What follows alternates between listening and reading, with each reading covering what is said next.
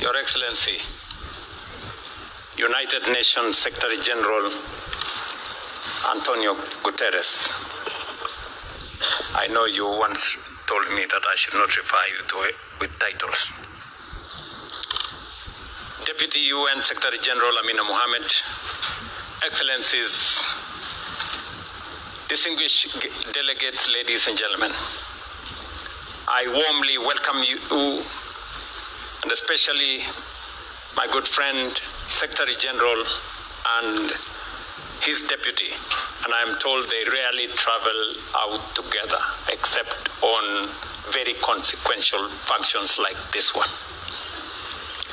Your presence underscores our shared commitment to strengthening multilateralism and ensuring the UN remains effective, responsive, and fit for purpose in addressing the challenges of our time. 51 years ago, this site was little more than a coffee plantation on the outskirts of the capital city of Nairobi. Today, through visionary leadership and Kenya's commitment to multilateralism and international cooperation, it has evolved into the largest UN headquarters by acreage anywhere in the world. Yes, I said anywhere in the world. As the only UN headquarters in the global south, Nairobi stands as a powerful symbol that the United Nations truly belongs to all the peoples of the world and reflects the shared aspirations of humanity. We are proud and privileged to host more than 70 UN agencies, funds, and programs, alongside a vibrant community of 6,000 plus staff who serve from Nairobi today. As this presence continues to grow, Kenya remains firmly committed to ensuring that the United Nations office at Nairobi is fully equipped to deliver effective, responsive, and impactful service to the people and the communities who need it most.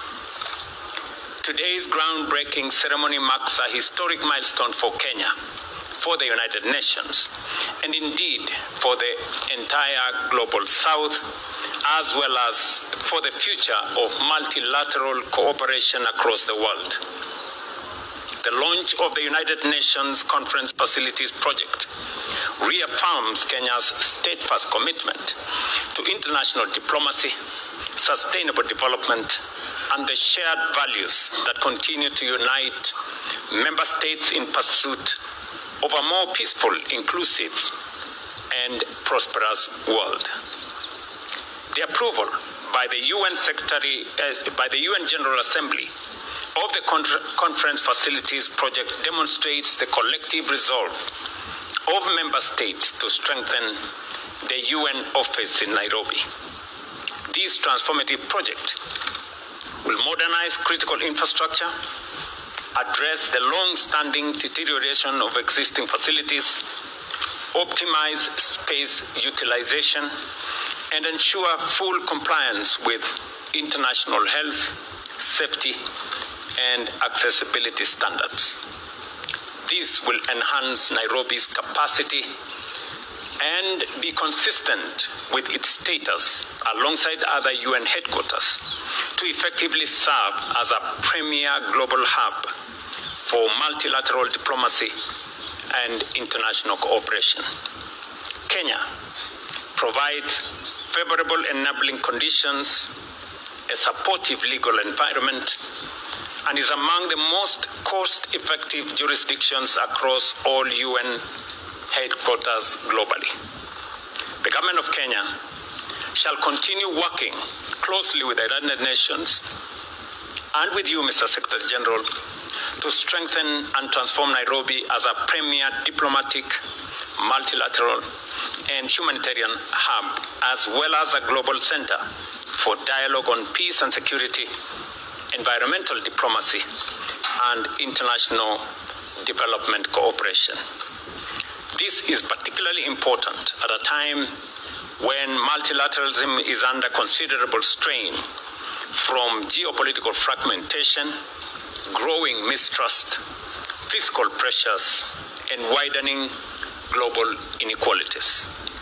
In this context, the United Nations office at Nairobi stands as a powerful expression of inclusivity, geographical balance, and the universality of the UN system.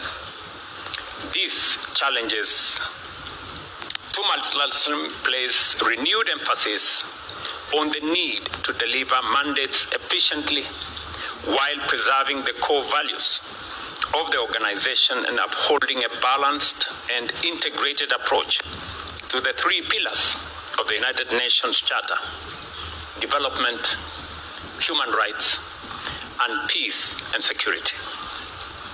All three pillars are interlinked and require predictable, adequate, responsive financing and effective institutional support. I acknowledge that the replacement of the original 10 office blocks is set to deliver modern, safe, accessible, and environmentally sustainable facilities. The already completed phases are an impressive combination of improved accessibility for persons with disability, efficient space utilization, environmental preservation, and generation of clean energy, taking full advantage of our sobriquet as the green city under the sun. Mr. Secretary General, as a host country, Kenya remains committed and assures you of support for the United Nations through a whole-of-government approach, including what we are investing close to $1.1 billion of domestic resources in expanding infrastructure, utilities, ICT systems, security arrangements, and the operationalization of the UN one-stop shop. As I mentioned to you earlier, Mr. Secretary General, we are investing our own resources. Just 2 months ago, I did unveil a plan to enhance the motorability and mobility around Nairobi. We are going to spend close to $700 million to extend the road network around Nairobi. About 267 kilometers of new tarmac is going to be expanded in the city of Nairobi. We are going to invest also in the cleanup of the city of Nairobi, of lighting in the city of Nairobi, adding additional water resources into the city of Nairobi. And for the first time, beginning July this year, we will have a metropolitan police in Nairobi to ensure that there is adequate security in the city of Nairobi. I will also want to let you know that working with partners, and I want to thank UNEP for their partnership, we are also investing in the Nairobi River regeneration, and we are spending close to $400 million to clean up the city of Nairobi, to make it motorable, and to eliminate sewage that has been a big menace in that river, and modernizing the whole corridor of almost 50 kilometers. Mr. Secretary General, we are not doing this for the UN. We are doing this for the city of Nairobi and its residents. And among its residents is the UN staff here.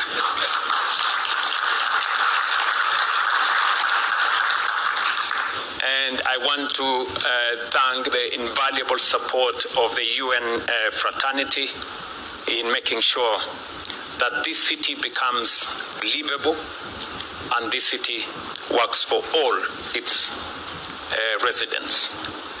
Today's groundbreaking reaffirms our collective faith in multilateralism and in the enduring mission of the United Nations. Kenya stands steadfast with the international community in advancing peace, sustainable development, human dignity, and shared prosperity for all nations and all peoples. Mr. Secretary General, again, it's my pleasure on behalf of the government and people of Kenya and on my own behalf to welcome you again to Nairobi and to thank you for your friendship and your leadership, without which we wouldn't be doing this groundbreaking ceremony. We want to thank you in a very special way for your leadership, for all the things that you have done to make sure that this facility here that is going to make Nairobi a hub of conferencing.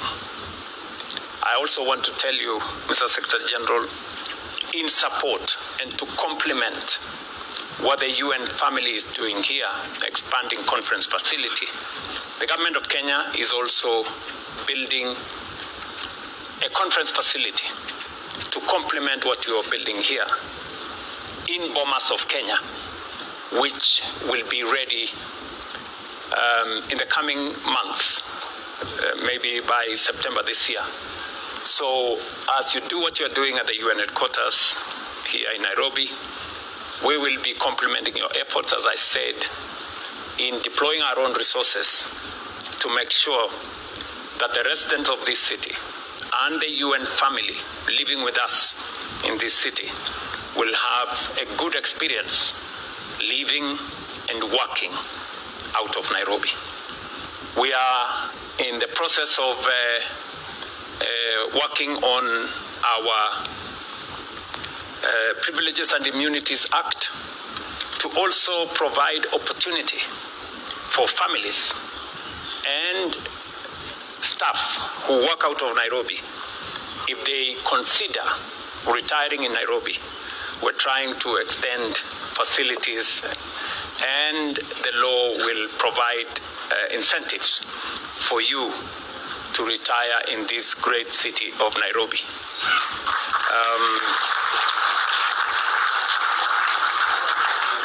And that will be extended to you, Mr. Secretary General, just in case.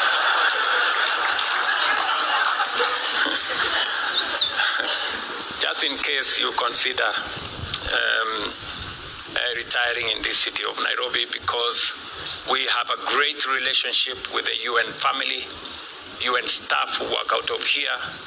They have become part and parcel of the Kenyan family, and we want to make sure that they can enjoy the city of Nairobi and enjoy Kenya beyond their working experience here. We look forward to deepening our partnership with the United Nations at Nairobi as Nairobi continues to grow as a center of global diplomacy and a symbol of international cooperation for generations ahead. Thank you very much and enjoy your stay in Nairobi. Asante sana.